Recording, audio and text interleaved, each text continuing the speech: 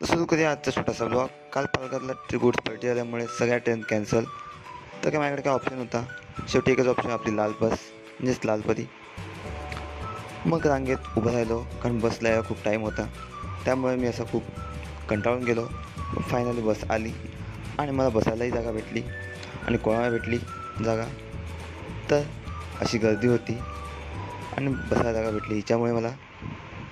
आणि तर मी पोचलो पालघरला.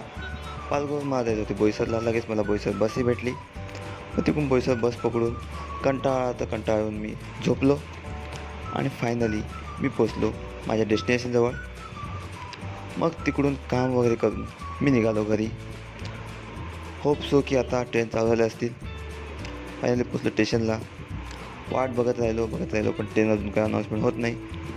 आणि आता थोड्या वेळाने ट्रेन अनाऊन्समेंट झाली पण आराम केला आणि त्यानंतर आली